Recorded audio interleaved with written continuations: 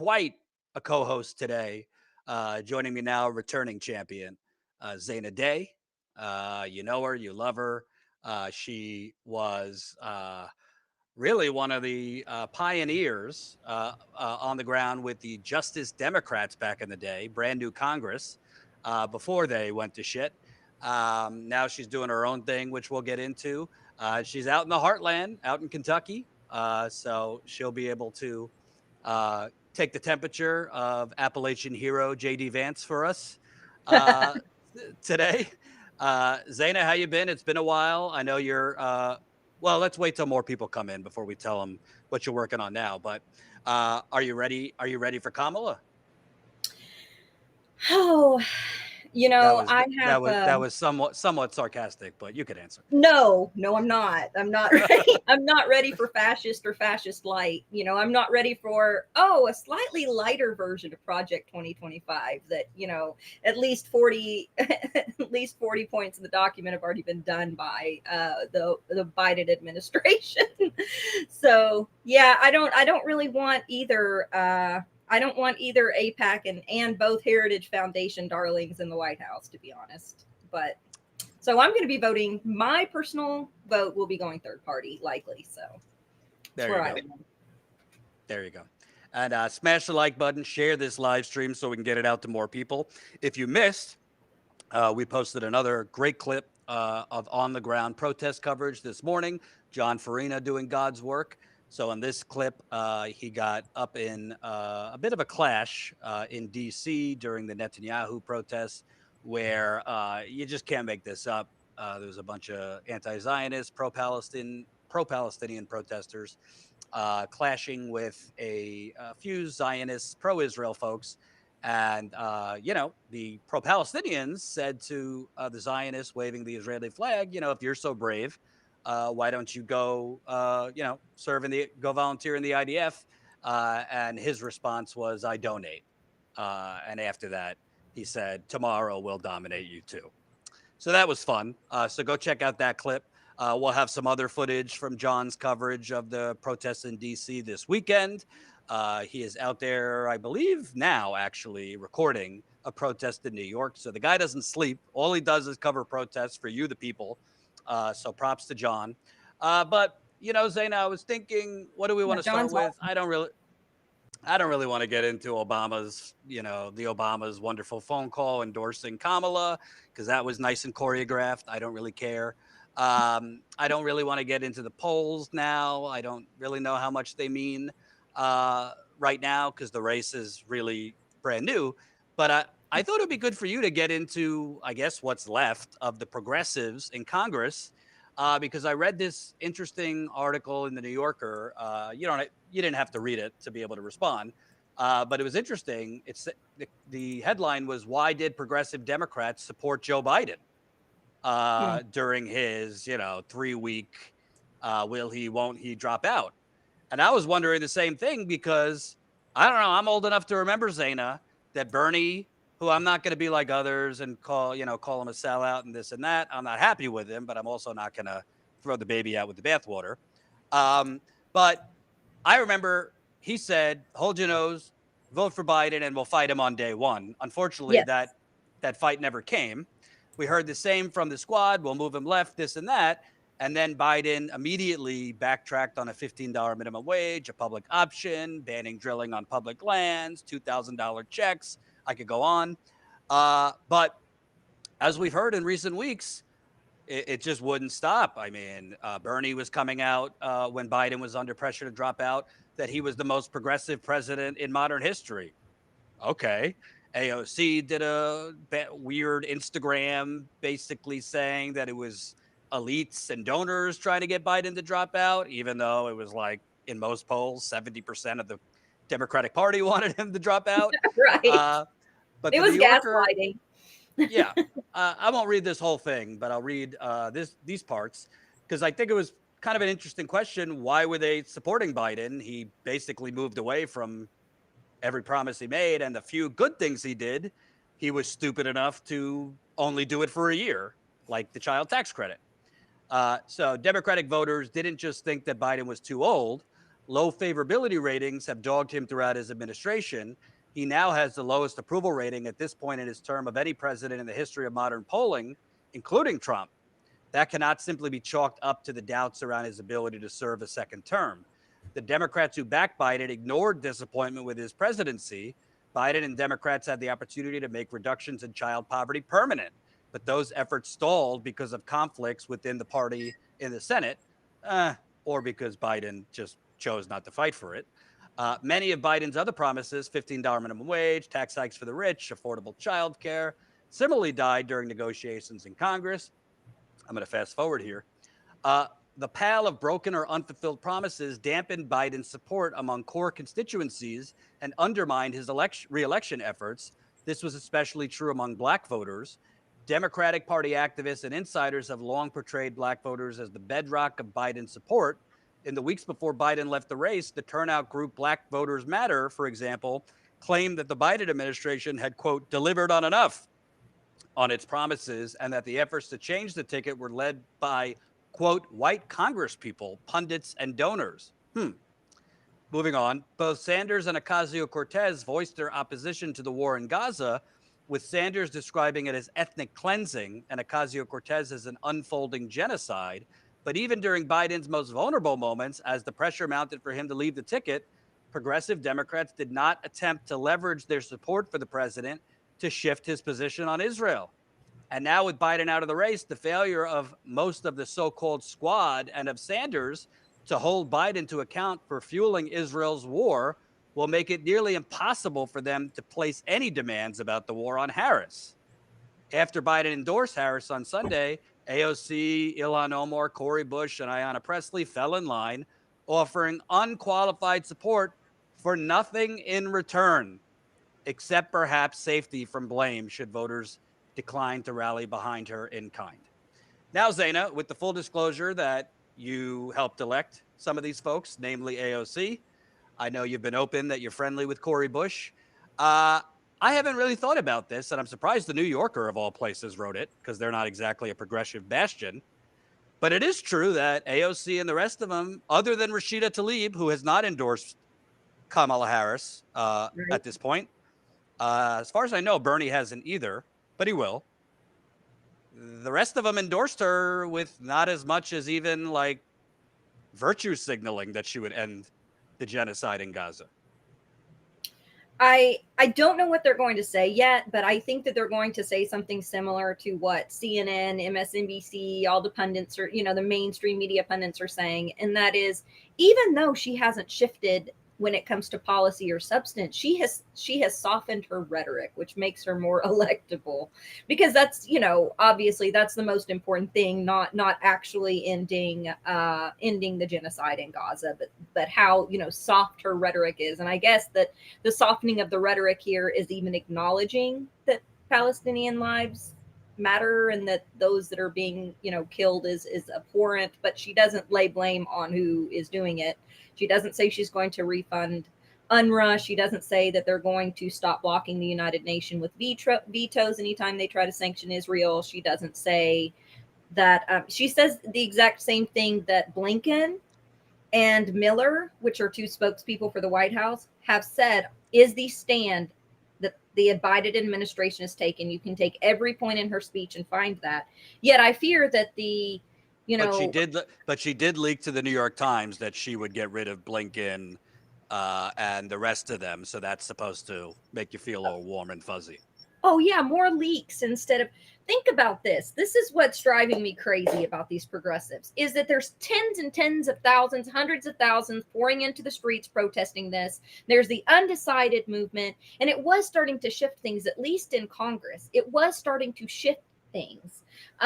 It's not enough, and I'm not saying that Congress has moved enough on this issue, but I am saying that it did make a difference. So it's almost like a slap in the face for the squad to just then go and just concede and say, we'll push them left again, like we promised you, on everything from the Green New Deal to Medicare for all to a $15 minimum wage. Everything that was laid out in that article was exactly right.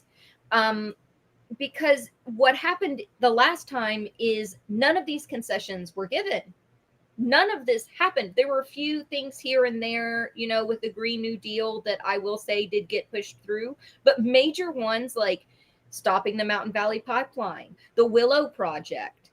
There's been more oil and natural gas and coal mining and mining in this country under the under the Biden administration than any time in recent history. So rather than curbing back on pollution and all of this, Biden has escalated it in some ways. So as far as their argument about concessions, it's crap. So if they're going to, and it's ethics too, right?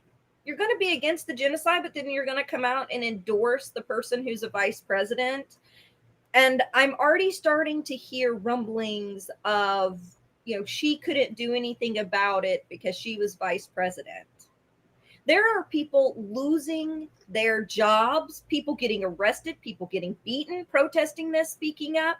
Rashida Tlaib got sanctioned by Congress because she had a moral compass. Well, by the way, that's not true. That's not true that there was nothing Kamala Harris could have done, because Joe Biden himself, one of the few good things and courageous stance he took. Remember, Obama world melted down when Joe Biden back in the day went on Meet the Press and went out in front of Obama saying he was for gay marriage before Obama did.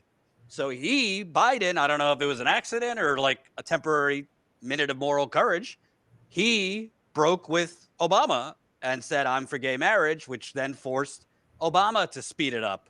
So Kamala Harris could have, if she had the courage of her convictions, which based on her track record in California and the Senate, I don't think she did.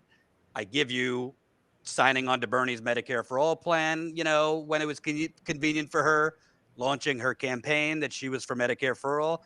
And I kid you not, reversing herself within 48 hours after the donors revolted against her. But I think there's something even scarier about this. And I don't want to minimize. We could walk and chew gum at the same time. Trump is a threat. And by the way, Trump just chose as his vice president a guy who's on record that he's for a national abortion ban, a guy who wants to track females' menstrual cycles. We're going to get into that. A guy who has said, I'm for criminal punishment against women who go out of state to get an abortion. Trump's not exactly the bastion of health either. He has a steady diet of cheeseburgers and Diet Coke. So I'm not saying he could drop dead. I'm not saying he could drop dead tomorrow, but it's not beyond the question that J.D. Vance could be president within the next decade. So let's not pretend that Trump's not a threat. But focusing on Kamala Harris, what troubles me the most, this is, if we just look at AOC, Ilhan Omar, Ayanna Pressley, you know, anybody else that's left in the squad that I'm forgetting, the fact that they so quickly endorsed her, again, keyword, with no even verbal commitments, whether we believe Kamala Harris or not. This is 8 years we're talking. This could be a potential 8 years. If she wins election, I think she would be pretty strong as the first female president, and then, you know, black female, to get reelected. Why do we think that leftists or progressives will suddenly see Jesus and start voting as a bloc, or suddenly start playing hardball? We could have 8 more years of this toothlessness. And I don't really think, you know, let's say they get Jen Perlman in there, who's running down in Florida against W. Wasserman Schultz. Knowing her, I think she would be more aggressive, but that's one person. Again, basically what I'm getting at is, I think this does not bode well if Kamala Harris gets elected. Right now, we don't really have a left opposition, but based on how they've reacted and just folded the tent, excluding Rashida Tlaib, who props to her for what she did during Netanyahu's speech. I guess props to Bernie for not endorsing her, but as far as I know, he's not demanding anything from her behind the scenes. I just see this as more of the same for possibly another decade. Yeah, that's what worries me. And the left tends to go to sleep. You know, progressives tend to go to sleep when, sadly, a lot of people do when a Democrat gets in office. It's just something that people do. And we always hear these promises of pushing left. And then I'm working on an article right now, one of the ones I'm going to launch for my site, but it's talking about Excuse me, I need to interrupt you now that we have more viewers. Can you tell people what is this new site and where can people find it? Sure. I am going to be rolling out. You can find me at Zainab Day. So my name, ZEYNABDAY, just like on Twitter. You can find me on Twitter for the announcements, but you can find the same handle on YouTube, where I will be releasing videos, some satire and some just discussing issues. I will also be releasing this weekend 4 articles on my Substack. Currently, you can log in at Bullhorn Bulletin at substack.com to find that. And I will be sharing links. Of course, if you guys can share those when those go out, that'd be great. Because one thing that Muskie loves to do is suppress. He loves to suppress links from Substack on Twitter right now. So that would be a big help. Also, within Facebook too, by the way. I was getting bombarded by people telling me this week that Facebook took down like 5 of my most recent posts and they were basically all Substack articles. Yes, that's why I got delayed. I actually released 2 articles and I pulled them down off Substack and offline because they got buried and 2 of them got taken down, and then I reposted them, then they got taken down again. And I was having some issues logging in because of CrowdStrike. So that delayed me about 3 days in one of the most crazy news weeks of the year. So maybe that's not such a bad thing because I don't know if anyone would have seen it in all this hype anyway. But yeah, now that election season's going, I feel like they're going to be going after more. They're going to be going after certain types of the proverbial they. I mean, social media conglomerates will be going after sites that are more leftist, sites that have political opinions that, maybe isn't aligned with whatever that site wants to promote. We always have a little bit of election, well, maybe a little bit more than a little bit of election setting in this country. People always talk about Russiagate and stuff, and I'm like, that pales in comparison to what our social media sites do here at home. Absolutely. Well, we'll put the link to your Substack in the description. Everybody go join Bullhorn Bulletin, correct? Yes. And I do have an article. We'll be talking about it some today. I have an article coming out about JD Vance. And you guys, when we get into that, I live one town over right now from where his mama and papa were from. We'll get into that a little bit because I know that you wanted to talk to me about that, Jordan. I got an article coming out about how organizers and progressives sort of abandon these issues every time, and how, how troubling it is that Palestine may be the next one on the chopping block to be ignored. Yeah. Here. So. I'd love to know from you, just because you have the inside story. You were there on the ground floor. You basically wrote speeches that AOC said when she was running as a Justice Democrat. And I just find it really disturbing that she was trying to play her support for Biden as, oh, well, all these people that want him out, they're just the elite wealthy people, when it was 70% of the voters. Is she and they that out of step with the people that they rode the voters' coattails? Or were they never that in tune to begin with? Because you have to be really out of touch to think that, oh, I'm sticking with Biden because it's really a cabal of like Wall Street, right, and, to get him out. No, it was the majority of the voters, including the ones that elected you, AOC and the rest of them. I think I've always known Rashida to be more gritty and just to do whatever the heck she wants out of all of them. She's one of the few that doesn't have a political calculus. She literally has a moral calculus. And I will say that authentically after working with her and getting to know her and seeing from behind the scenes how she maneuvers.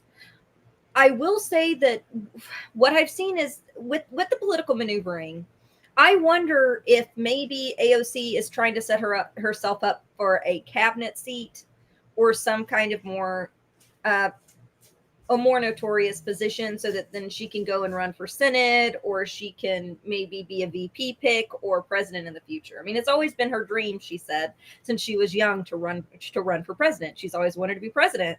So I don't know if that is one of the main reasons for the calculus, because other logic I can't really understand. I know some people are like, she's playing some kind of, 6-dimensional chess, and uh, maybe if she concedes now, then she can be in Biden's back ear to get concessions, but we never ever see or hear of those concessions they get. The way that I feel about it is, if I don't know what concessions you're working toward, and all of these backdoor deals are bullshit. And what's so ironic is, when AOC first started, do you guys remember when she did, and you might remember this, Jordan, she started going through training for Congress. And then her first year, she was just exposing how there's all these backdoor deals, and that Congress doesn't communicate with us on anything, and that we don't really understand what's going on. And she promised she would never do that. And now she's saying, we're talking behind the scenes. No, you're a representative. We pay your salary. We got you in office. If you have something going on, you need to let the people know. And how does that provide any kind of pressure if it's just behind the scenes? Right? I don't understand. They could right now, with their bully pulpit, which has been weakened considerably because of AOC's actions like this, but with her bully pulpit, she could come in and actually make a difference by pressuring them. She really could. These progressives could rally behind Rashida Tlaib instead of leaving her kind of in the dark on this. Well, the thing that I don't understand, and maybe you could help me, I mean, you can't get in their heads, but you know them far better than I do because you worked on Justice Democrats. I understand the notion of Trump is a threat, and no, I'm not, with Biden on 90% of it, but for the greater good, a lesser evil. Like I get that mentality, but after Biden has provided this blank check for a clear genocide, you could say, well, it will be worse under Trump, but I don't really know what worse looks like. There's reports that it might be closer to 150 to 200,000 Palestinians have died. So what worse fascism is coming that isn't already here in their eyes? Sure. Yeah. There could be more white supremacy under Trump, mass deportations. I'm not minimizing that. And I'm not going to be one of those people who scolds you if you vote for Biden. It's vote for whoever you want. It's not for me to tell you who to vote for. I never understood people that get on their high horse and, are obsessed with shaming. Either way, if you vote third party, Biden, whatever, you got to do what you got to do. But in their minds, if genocide is your red line, then how could you, with Harris at least, immediately give your endorsement without getting any concessions? Because the Wall Street donors, if we have time, we'll talk about it later, they're playing ball right now to get concessions from Harris, meaning to get her on the record in speeches clinging to Israel, to get her on the record, I'm going to fire Lena Khan. They're not fucking around. So why isn't our people playing that hardball? The only thing I could think of is, I guess in their mind, they think it could be worse than almost 150 to 200,000 dead and maimed Palestinians. I don't get it. I believe it's political calculus. It's still not alienating donors. I think that's part of it. I think that it is, it's playing that ball, man, so that they don't get isolated by the party, because the Democratic Party is brutal when they isolate you and want to take you out and unseat you. But that is still no excuse. These are people who went into Congress on promises that they would challenge this dynamic, that they would challenge it, and that they would push, and that they wouldn't concede. They acknowledged this is a problem. People get elected in, and then they concede, right, on very fundamental issues. And one of the examples I remember being used over and over again was the Iraq War, and how Obama continued to bomb Syria. He continued the Iraq War, yet the progressives in Congress, the Democrats, weren't pushing back against him enough. Once Bush was out, it's like, oh, well, we're still doing the Iraq War, but we're going to stop talking about it now. Bombing in Syria, whatever. Funding Saudi Arabia to, level Yemen, That's, whatever. It wasn't Bush. It's not a Republican doing it. So we're not going to cover it. And we're not going to talk about it as Democrats. Running on that and then switching now, the only thing that I can think of is political calculus. That's it. I do think they do truly believe that it could be worse, but you can say that. You can say it could be worse under Trump. These are the reasons it's scary. Now let's talk about how we need to push Biden or Kamala Harris on these issues where they are similar to Trump. I don't see why they can't do both, but they're not. Instead, they're praising these people as praising Joe Biden as AOC praised Joe Biden as the greatest president in modern American history. I mean, come on, man. Yeah, by the way, a new study just came out that 40% of Americans can't afford their bills, which I think is a gross undercount. I think it's close to like 60%. So yeah, thriving economy. People can't afford groceries. It's not all Biden's fault. I mean, this is still remnants of the global supply issue, but it's also greedflation, which has been intentional from our criminal corporations. And in response, Biden has sent them letters asking them kindly knock it off and bring down prices. That's been his action. When I was writing speeches for AOC and when I was writing content for Brand New Congress, one of my bullet points was that the Bureau of Labor and Statistics unemployment rates aren't a true reflection of the unemployment rate in the country because they stopped counting people after 6 months of unemployment, and also because it doesn't consider part-time gig work. It doesn't consider contract work often. So it's not, and the Bureau of Labor and Statistics says so themselves. Hey, this is somewhat of a Geiger, but at the same time, it's not reflective of the true reality out there. I wrote that. AOC read it. She kind of fumbled it after I was no longer advising her. And she said, it's because they got 2 or 3 jobs. I mean, that's not the reason why, even though people do have 2 and 3 jobs. It's inaccurate because it doesn't count everyone unemployed. It also doesn't count people that are truly underemployed. So with that being said, she comes out now and is cheering on the unemployment rates as if they're accurate, as if they're the best unemployment rates in history. And I'm like, did you even read what I wrote for you and what you read over and over and over again for 2 years? Ugh, smash that like button, share this live stream. We are going to have another guest in a little bit that just came through. And this guest is going to the DNC convention and nominating Ceasefire Now for president. And it's nice. He is a delegate. So we will have a delegate on from the great state of Michigan. Before I get into childless cat lady JD Vance, quick reminder, T-minus 11 days till my first book comes out. Yes, I am promoting it. We the Poisoned, exposing the Flint water crisis cover-up and the poisoning of 100,000 people. I'm so excited. I can hardly stand it. And Zana, you might want to laugh at me for this, but when I was a young child, I was a big WWF fan, when it was the World Wrestling Federation. And so my favorite wrestler was Bret the Hitman Hart. Yes. My brothers, neither of whom I agree with on much politically. My younger brother doesn't really care. They got a cameo for me from Bret the Hitman Hart. For those of you not into wrestling, you're going to have to sit through this and watch. But I nearly peed myself with excitement. Here we go. Hitman Hart, and I have a very special congratulatory shout out going out to a very special man and a very special longtime fan of mine. That's going out to Jordan. This is coming courtesy of Jared. And I just want to congratulate you on all the hard work and all the things that you did, all the sacrifice and the hard work and all the good things that are going to come out of what you did with the Flint water crisis. I know that you worked so hard to dig all the truth and all the facts on that. And it's just an amazing job. You've worked so hard. And I just want you to know, having written my own book, I know how hard it is to write a book, especially one like you wrote.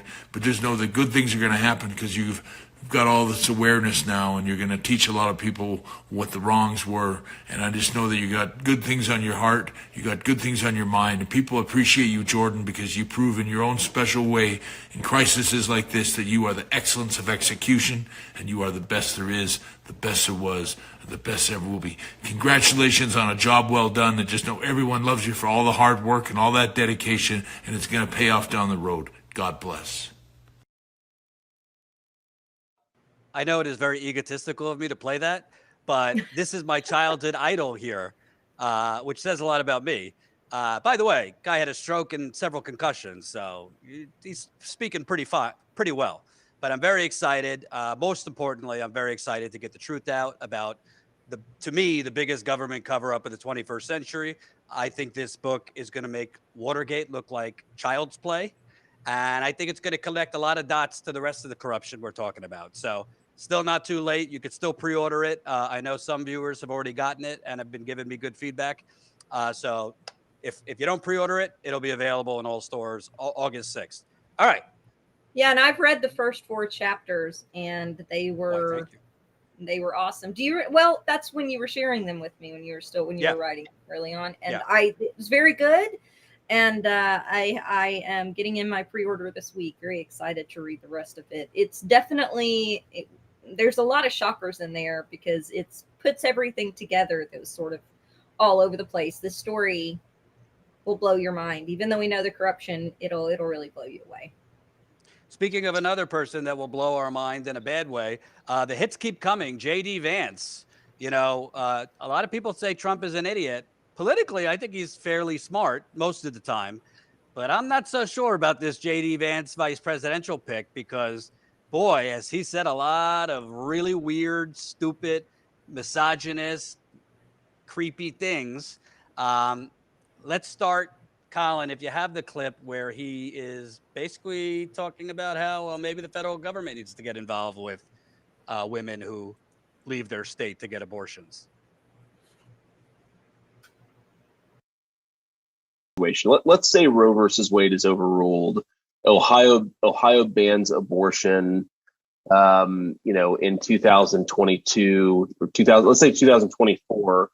And then, every day, George Soros sends a 747 to Columbus to load up disproportionately Black women to get them to go have abortions in California. And of course, the left will celebrate this as a victory for diversity.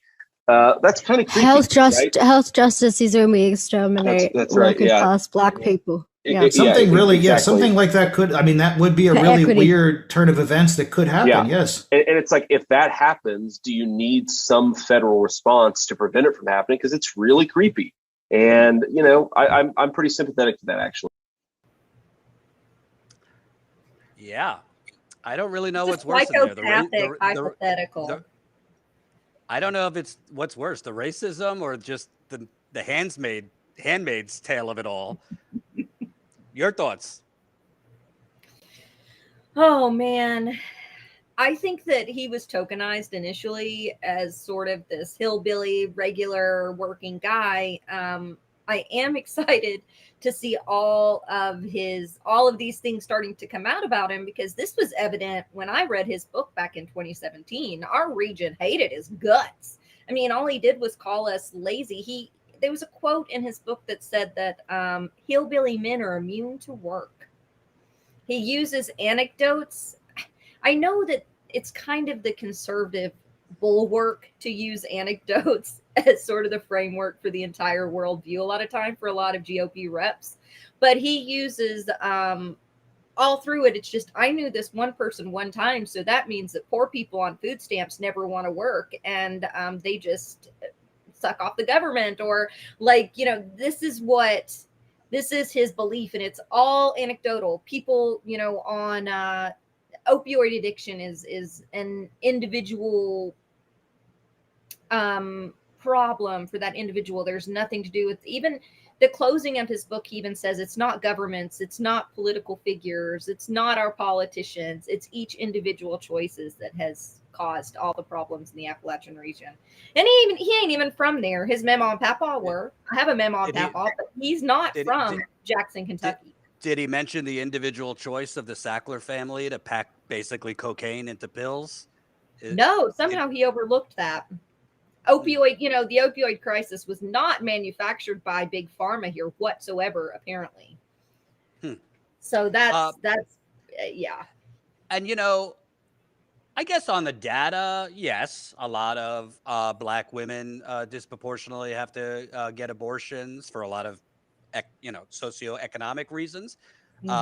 In terms of making it harder to travel long distances, but it's very clear in that clip he's saying it in a racist way, just like they say, oh, George Soros is funding all these Black Lives Matter protests, this and that. I mean, it's just like, I don't know if this is really who he is, because the times I've seen him speak where he doesn't seem like he's faking it and he seems authentic was the 2016 JD Vance, when he was saying Trump's Hitler and he was saying, I believe the victims. He didn't seem awkward. He seemed authentic, because I think that was who he really was. I don't know if this version is just like make it up as I go for political opportunism. But if that's the case, he's not doing a good job, because I think he's trying to put on a persona that's not, maybe it is I don't know who he is, but it doesn't come out authentic to me. If his book is representative of who he is, then that 2016 JD Vance was the one that was the phony, and he was just trying to fit in with the political zeitgeist at the time and what he's showing now. Because in the book, he even argues the same thing he's arguing now, which people should stay in domestic violence situations, in relationships. He argues, and he is for no-fault divorce, which would be detrimental. He's against no-fault divorce. He wants to end no-fault divorce. He also supports, just like here, he has a quote in the book that says that he knows many welfare queens, but most of the welfare queens around him are white. So he's acknowledging the welfare queens are Black, but here in Appalachia, our trash is white, or whatever is essentially what he's saying. He is fundamentally racist and fundamentally misogynistic. And by the way, if anyone cares about this, I know my viewers do, but certainly the media doesn't. He also abandoned the poisoned people of East Palestine. I know that for a fact, because I talked to them. He showed up, he played he showed up in the beginning, looked at the creeks, acted like he cared.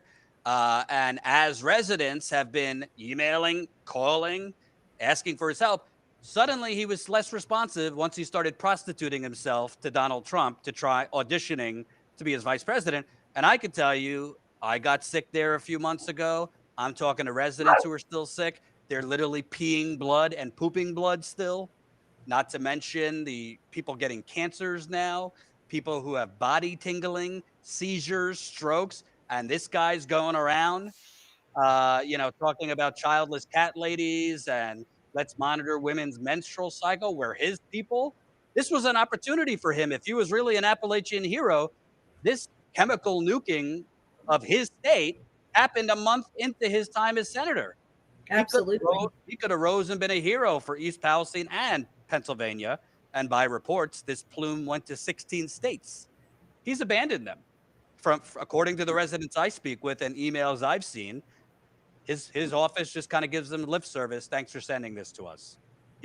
Independent. And by the way, the NTSB chair in a hearing in March told him Norfolk Southern intentionally detonated these cars to reopen the train tracks quicker so that they didn't lose money. And they intentionally and unnecessarily detonated all these chemicals causing cancer when they were being advised by the experts not to detonate the cars. In his words, he said, well, it sure seems like they might have poisoned this town to open up the train tracks quicker. Yet it's very strange. He's never called for a criminal investigation and has never responded to my office. Look at that. Moving on. Your dog is too. Moving on. If you haven't seen it, most of you have, but he also made this weird comment about childless cat ladies to Tucker Carlson years ago. And it's now coming back to bite him. Let's start with the childless cat lady clip from a few years ago. Saying is that we're effectively run in this country via the Democrats, via our corporate oligarchs, by a bunch of childless cat ladies who are miserable at their own lives and the choices that they've made. And so they want to make the rest of the country miserable too. And it's just a basic fact. You look at Kamala Harris, Pete Buttigieg, AOC, the entire future of the Democrats is controlled by people without children. And how does it make any sense that we've turned our country over to people who don't really have a direct stake in it? I just wanted to ask that question and prepare. So before I get your thoughts, he, I guess, is trying to clean it up. I think he made it worse.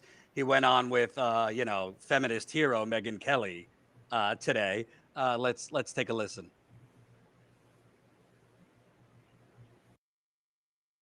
Wants to attack me and wants me to back down on this, Megyn. But the simple point that I made is that having children, becoming a father, becoming a mother, I really do think it changes your perspective in a pretty profound way. This is something, of course, we've recognized for hundreds of years in this country, that human civilization has always recognized. But there's a deeper point here, Megyn. It's not a criticism of people who don't have children. I explicitly said in my remarks, despite the fact the media has lied about this, that this is not about criticizing people who, for various reasons, didn't have kids. This is about criticizing the Democratic Party for becoming anti-family and anti-child.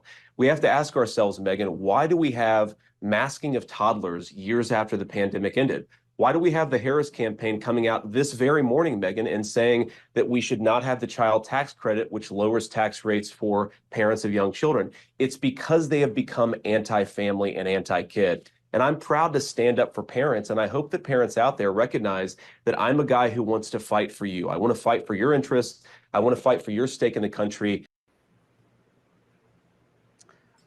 First of all, I'm not a woman, but I'm offended for all childless dog moms, because there's a lot of women who have dogs, and he is being discriminatory against dog moms. Your thoughts, because there's so much to say, but I want you to respond first. I feel like, well, I know there are people that don't have children because of choice. There are people that don't have children because they can't have children. The socioeconomic systems that we have now, and just like I say, I am pro-choice.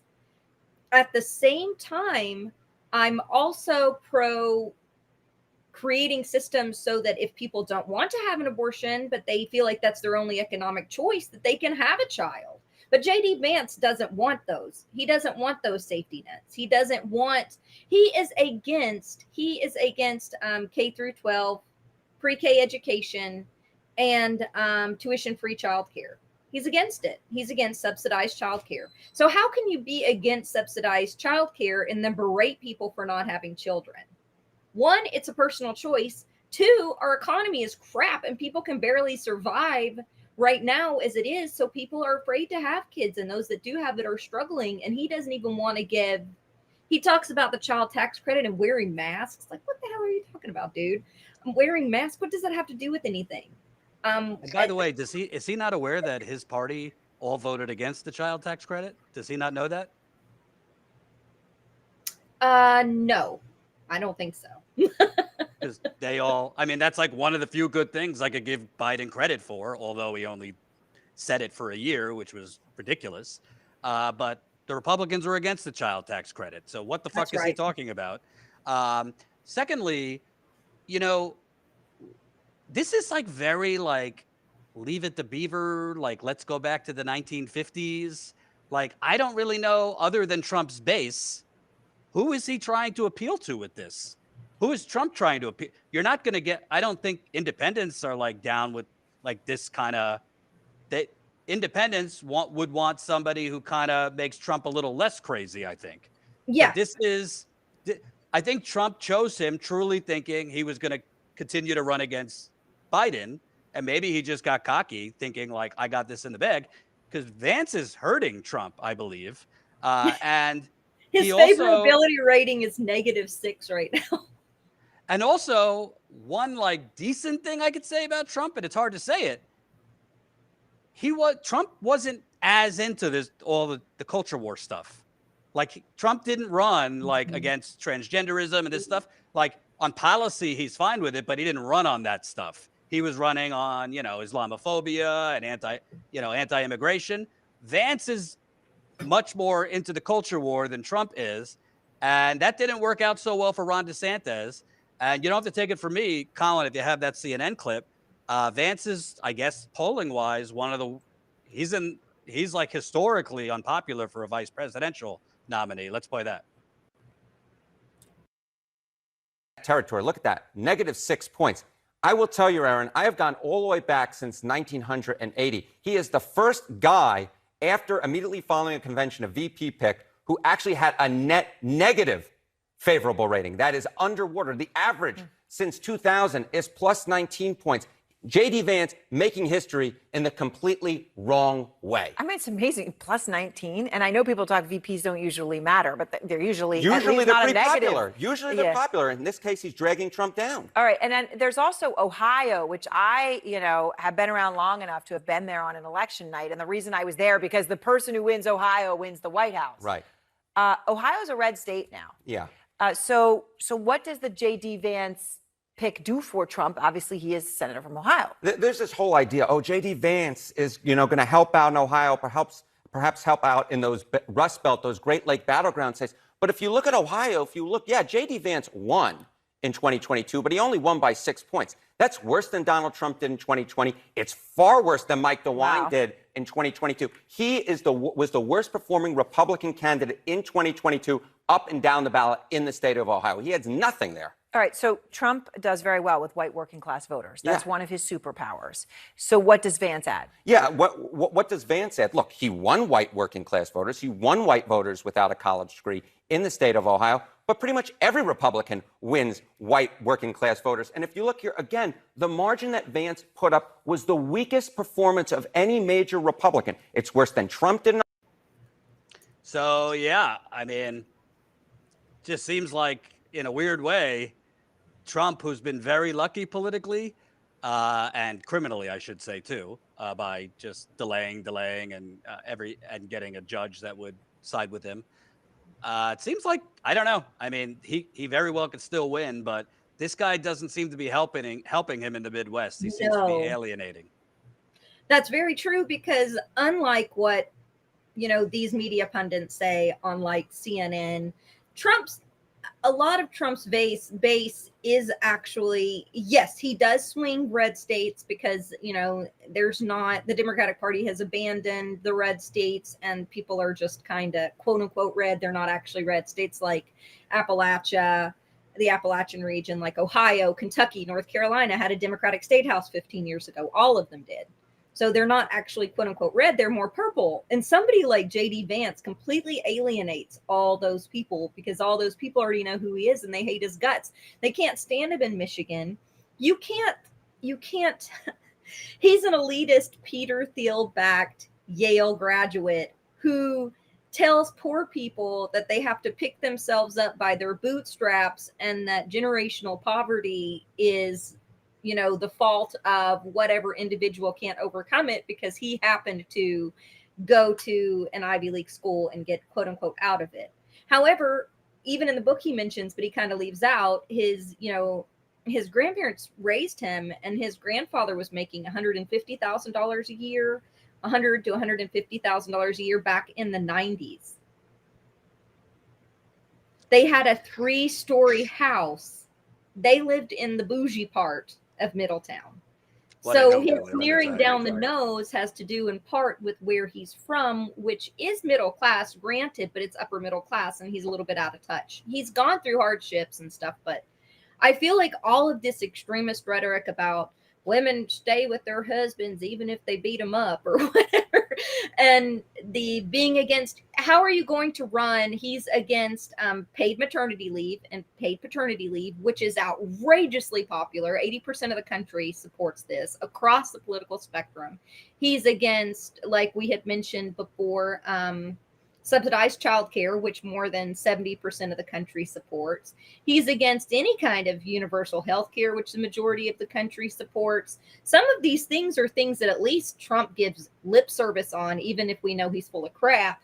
You compare that to J.D. Vance, who's just out there saying the truth, which is, no, we're not going to give you any of it. That's a heck of a juxtaposition, because at least Trump does pander that he's going to do it. And he's trying to distance himself from Project 2025, even though we know that that's, not accurate. JD Vance is going and speaking at Heritage Foundation events, and maybe their calculus was that, hey, there's this big extreme wing of our party and we need to keep them energized and we need to pull them back in. But it actually seems to be having an opposite effect. That fringe is not as popular as the Republican Party or even the Democratic Party thinks it is. It's just not. Before our next guest joins us, I will say, I would rather be a childless cat lady than support Donald Trump, who talks about or jokes about having sex with his daughter, Ivanka, if you remember that, who has cheated on every one of his wives. How's that for family values? Talk about degeneracy that Vance buried. I wish this was The Onion. It's not. Who buried his first wife on the 9th hole at his golf club in New Jersey to get a tax break. Yeah. How's that for all the pro-lifers and Christian fundamentalists and your values? This guy is a degenerate, and that's before we get to the Islamophobia, the misogyny, the racism. There's stories coming out about how he openly used the N-word during his real estate days. So you want to lecture women on having children while you are lockstep and wiping your lips of Trump? Give me a break. Joining us now. Go ahead. I'll see you later. No. I want you to stay. I want you to stay for this. Joining us is Liano Sharon, friend of the show, has been on before with the awesome hat. He is the chair of the Michigan Democratic Party's Progressive Caucus. I believe you're a delegate also to the DNC. You've been fighting the good fight in that corrupt cesspool of a state, Michigan, and you are not nominating Vice President Harris at the DNC. You are nominating someone else. Tell us about that. Yeah, actually, first let me correct you. I'm chair of the Progressive Caucus Rules Committee, and I'm a member of the DNC. I'm also on the Cannabis Caucus Executive Committee. But we, myself and many other delegates, are nominating Ceasefire Now because, number one, we need to draw attention to the fact that Harris has really bombed in terms of her initial couple of appearances on Israel-Palestine. She is, from everything that I've heard, she's being very, very similar in terms of Joe Biden's positions and holding to we're going to do everything in Israel, and then parroting his same kind of softer talking points about being better to the Palestinians and so on. And we also want to highlight the completely anti-democratic way that they've gone about this nomination process. They have made new rules, and does that say parliamentarian? Yeah, Manchin parliamentarian. That's what I'm. Oh my God! Yeah, yeah. So they've rigged this so that nobody but Harris can win. And the way they did it is that when Liano, are you telling me the party that's trying to save democracy has rigged democracy? Oh yeah, absolutely. They did 100%, and they do it all the time, and they do it at every level of the party. I've documented this on my blog for years, MichiganProgressive.com, and what they've done now is they when Biden dropped out, they gave Harris the delegate lists. So she immediately started calling them. And I've been told, I have not confirmed, I've been told that actually it wasn't her people that were calling the delegates on her behalf, but it was actually state party and national party people that were doing that. I have not confirmed that. I've heard that from several people. You'll need to confirm that. But in any case, her campaign was certainly on the phones talking to delegates, corralling them to get behind her. At the same time that they did not release those lists to any of the other candidates. They had originally told an Axios reporter that reported that they were going to release those lists, but then they told Marianne Williamson's campaign that that they would have that corrected in the paper and that they were not going to release the lists. So the way that they're rigging it is, number one, it's a very, very short timeline, which could be understandable, perhaps. But number two, they released the list of delegates with their contact information to Harris and not to anybody else. And they are making the nominating process not confidential. The standard way that we go about nominating situations like this, we do this both in state parties and at the national party, is you have the candidates go and canvass the delegates to get signatures. You need 300 signatures to turn in to become the nominee to be on the ballot to be the nominee of the Democratic Party.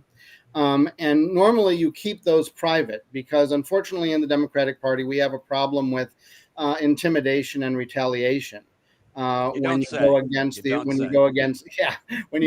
the establishment. So what they did is, instead of the normal way that that candidates normally go about getting the nomination, the nomination signatures that they need, is they keep those confidential until they've got sufficient nominations that they're going to be a nominee, that they're going to be on the ballot. I'm sorry, and now what we're being instructed to do is we're being instructed to nominate whoever we're going to nominate and send that document on a PDF form, and then we send that document back to the party. So the party has all the information, not the candidates. Normally, the candidates would collect from the delegates, keep that information confidential until they had at least 300, so that they could say, okay, here are the nominees, and we've got enough people that this is a real thing. And let me take you out. Let me get out of the weeds for a second. Yeah, I'm sorry. No, that's okay. No, it's important what you're saying. Basically, they've rigged the whole thing to try and make it look like a competition, but it's clearly not. But exactly. What I think, and Zana, you know about this coming from the 2016 perspective. I mean, it was like completely an alternate reality. What the media was showing, unity and everyone for Hillary, while outside they barely showed the protesters. I think it's going to be 10 times worse in terms of number of protesters in Chicago. If what just happened in DC tells you anything, there's going to be significant protests, particularly against this genocide. But based on what we've seen, Colin, if you have what I just sent you, I mean, Netanyahu met with Trump today and presented him with a total victory hat. This was Netanyahu. I think that this is going to go on well past the election. When I say this, I mean the ongoing genocide. I think even if Biden is able to get some type of ceasefire, I don't think it's going to be a lasting one, because I think Netanyahu has a political interest in prolonging this. So what you're seeing from Harris now does kind of forecast how she will be as president. She might be more articulate and cry more crocodile tears for the Palestinians, but I don't think that translates to actually stopping weapons shipments, etc. How important do you think it is, Liano, that more people than just you nominate some type of ceasefire now as a candidate, and the protest movement at the DNC? How important do you think that will be? It's critical. I mean, let's be really clear about the ability of people to move politicians, to move the political process. To be able to have any influence, we need as many people as possible to show up and say, this is not right, this is not okay, we need something different, we need something better. And the more people that do that, the more hope I have that we'll be able to do something. I mean, if you look at the polls right now, Biden was at +6 with young people under 30. Kamala's at +9. But the top data crunchers at the DNC told the executive committee last year that we need to win young people by 22 points or more.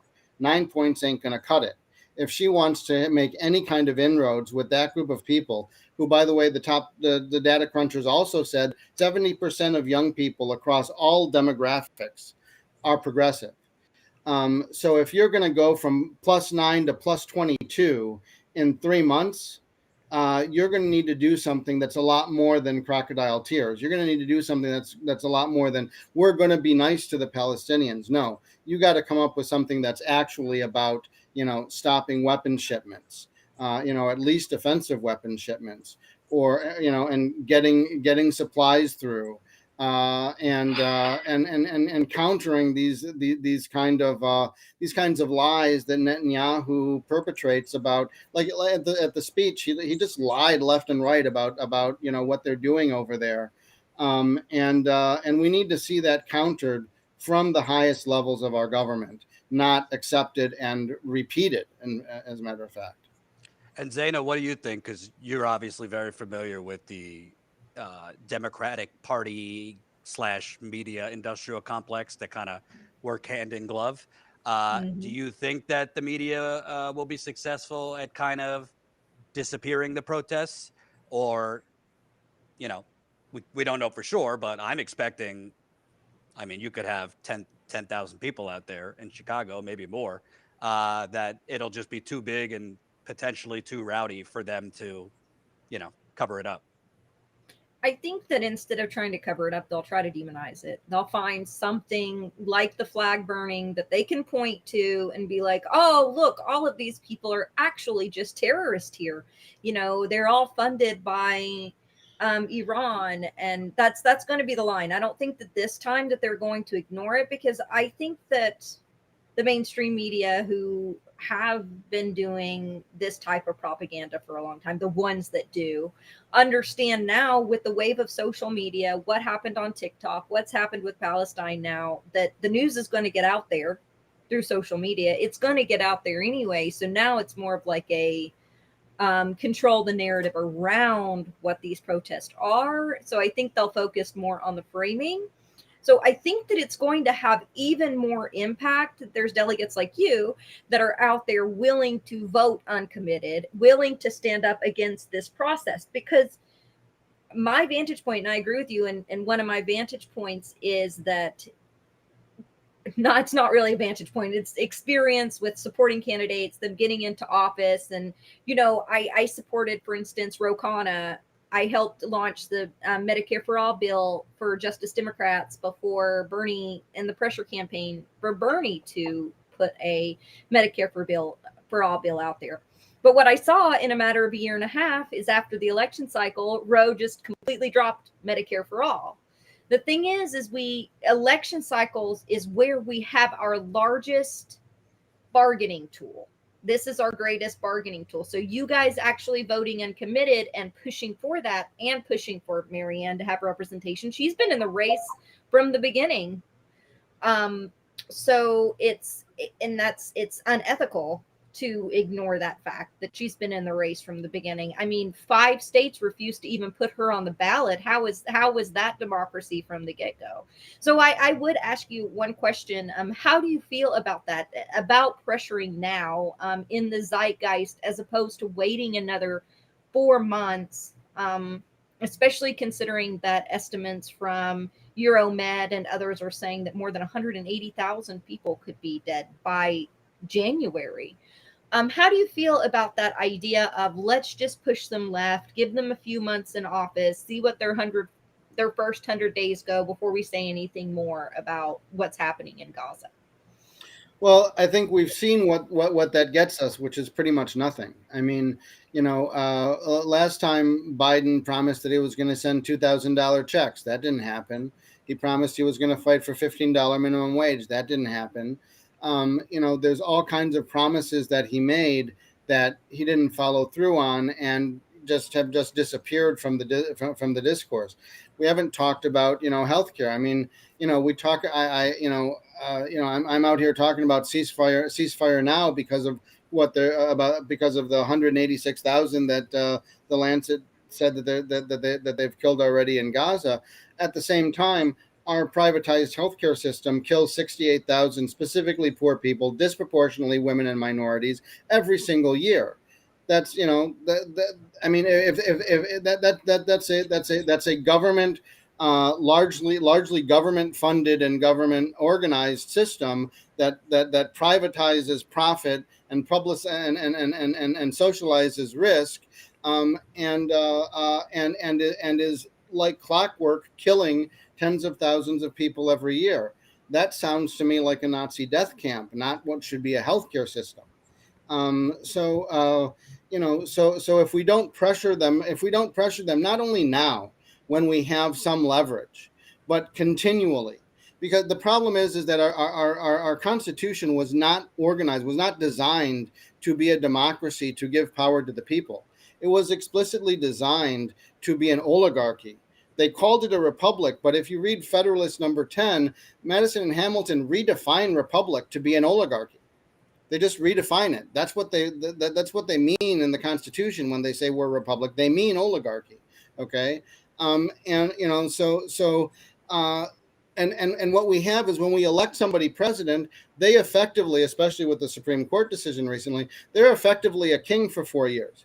Nobody can take them. Nobody can remove them. Okay, nobody can recall them. We can recall governors. That's a really, really difficult and arduous process, but it can be done, I believe, in all states, but maybe only in some. But with the presidency, we can't. So we're effectively giving somebody a massive amount of power that is effectively unchecked, especially with the new court ruling, but even before then, and we're supposed to just wait around and see what they do. It's just not a viable option. We need to organize every single day, whether it's 3 months out from the election or whether it's the day after the election. Because in terms of the Democratic Party, there are the problem that I keep running into, by the way, out here is that there are not enough people that think that there's enough value in the Democratic Party to bother trying to organize within it. There just aren't enough people that think that that's a good idea, which is why in a state of 10 million people here in Michigan, we have 8,000 to 10,000 members of the Michigan Democratic Party, and only a quarter of them or so show up to events, show up to state conventions and stuff like that. The party has set up a barrier that is such that basically you get young people come in and they see how things are working and they're just done with it. They don't want anything to do with it because it's obviously not working in the way that is democratic.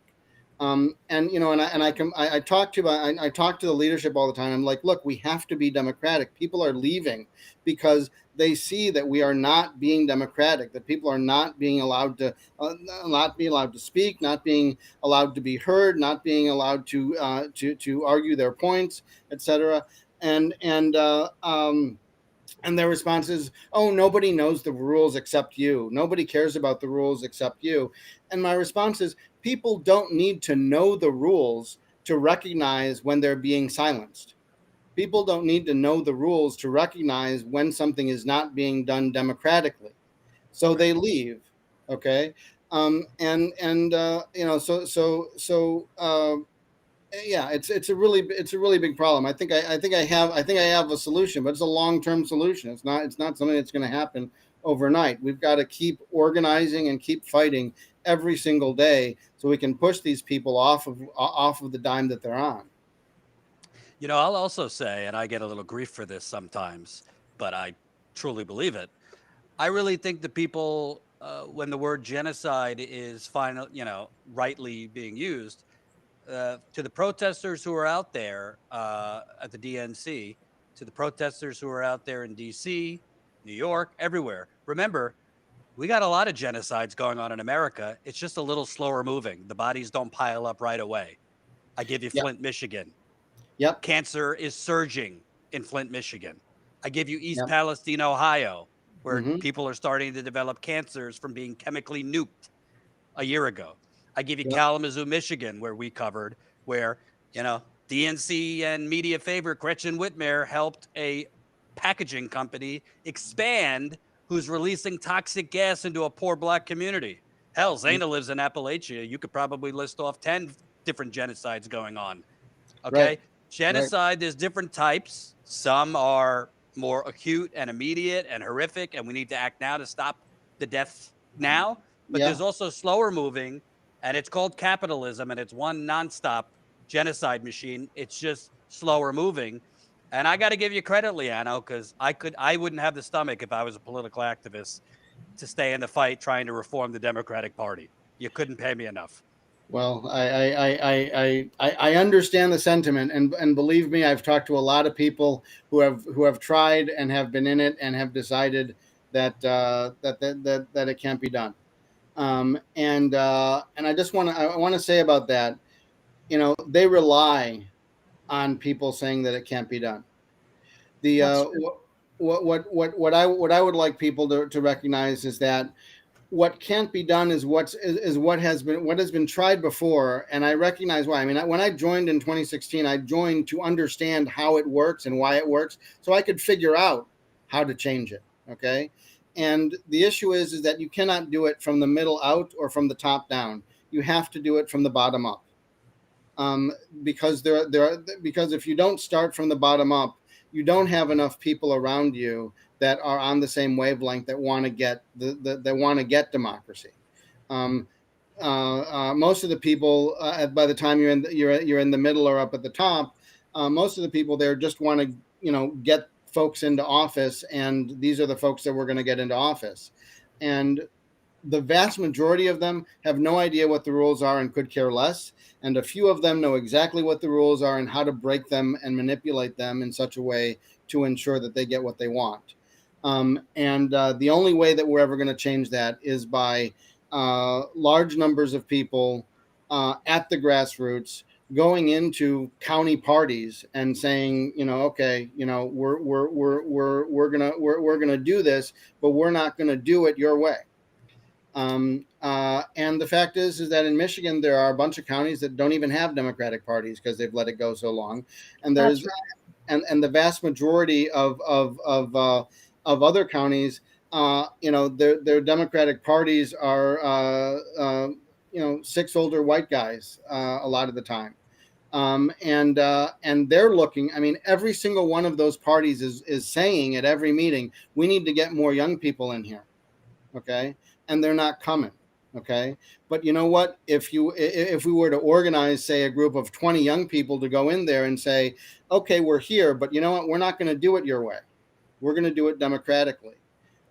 That's the kind of thing that could actually move the party, because if you organize at that level correctly, you're going to have the people that are doing the canvassing, the people that are making the phone calls, the people that are going to help those local electeds to get elected, and that's going to help the other electeds to get elected. And if you and if you've got a Democratic group that's organizing that and making that happen, the party can rant and rave all they want, but you're the one that's getting people elected. And 60% of seats right now, I encourage people to either run as a non-party, to run independent, run third party, or run as a non-corporate, non-establishment Democrat. You know, I encourage, hell, I would take a progressive Republican. I'm not party loyal, but you know, if they ran as a Republican, but they supported Medicare for all and had all the policies and didn't work with the party, I'd be like, what's going on with this? And I actually have a state house rep here that's like that. It's very bizarre. But they're something like 60. And I do, this is one of the articles I have coming out this weekend. Red states aren't so red. And a little bit of the history that I talk about, because I know you mentioned the Democratic Party abandoning Michigan and some of these. National did a massive defunding of Heartland and Appalachian states in 2005. Howard Dean did try to bring it back and did a push probably around 2000. Well, they did this defunding in 2002. Howard Dean tried to do a push in 2005. They've abandoned them since. So these states went from quote unquote Democratic blue states. The reason that they're so Christo-fascist, outrageously right now is that these parties in these poor states were just defunded by the Democratic Party. They just left. They up and stopped sending these states money, and these state parties, they're poor people. They didn't have the facilities to run. So in a way, we're going to have to think outside of the box. If we want to organize that way, run independent. If the party blocks you, go ahead and run, but do it independent, because sometimes running independent is easier. Also, build outside of the party. If you can't ask the party for it, stop asking them, because I have seen them roadblock Kentucky over and over and over again in these counties. But 65% of the seats in Kentucky went uncontested locally in state house. That's why it went red. North Carolina is the same way. Alabama, 80% of the seats went uncontested. They went from blue to red. They're not actually red at all. You wouldn't expect that because it's Alabama, but this stereotype of the ignorant, rural hick that's, got a Confederate flag and hates black people is inaccurate. It's just not true. Of course, there's racist everywhere. I'm not denying that there's racist here, but that stereotype isn't true. And the fact is, these states used to be blue. And if you guys go and look, around the same time they've been abandoned. Early 2000s, all of these states flipped from blue to red, and the reason is they were completely defunded by the national DNC. So you're right. I agree with you on that tactic. I worked for Justice Democrats. I dedicated my life to trying to flip these seats, more than 100 federal races, and tried to do the quote unquote inside thing. So I'm a little bit cynical now, I would say, even.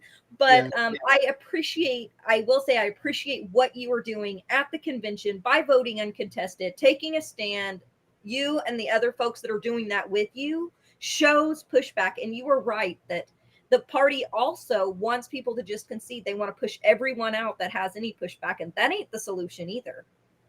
Let me just say one thing. So about organizing outside the party, that is absolutely true. There are many places where it is a much better idea to organize a community service organization that actually does stuff for the community, like the party ought to be doing.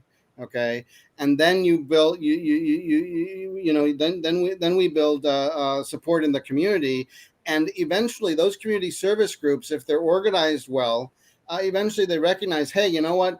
If we were to go over there and send our folks over to take over that party, that local county party, we could have some more influence. So I think that it's important to have to have both an inside and an outside strategy, so that you can pressure them in both ways. And yeah, go ahead. No, I got to go watch my baby, so I'm cutting you off. But I want to have a follow-up segment on this, because I want to drill more into how the labor movement right now connects with all this, because between UAW, I just had a John Deere worker on yesterday. But I think as part of Inside Outside, we need to also be encouraging people get involved with this labor resurgence, not just when workers are on strike, but year round, because that also will force Democrats or any party to get their shit in line. Leanno, if you'll come back during the DNC, because I'm going to be live all 3 days or 4 days, whatever. I'd love to have you on to hear how that's going, how many people are joining your efforts, because it won't just be Michigan, I assume. And Zana, if you'll come on during the convention to little old Status Coup, that will be good. Zana, tell the people one more.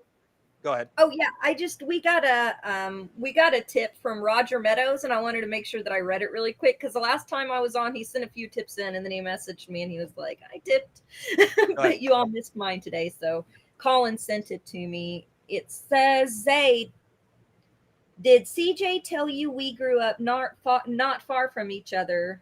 Or JC, I guess you. Yep, remember? And he says to you, "Jordan, remember Saturday night main event WWF in the 80s?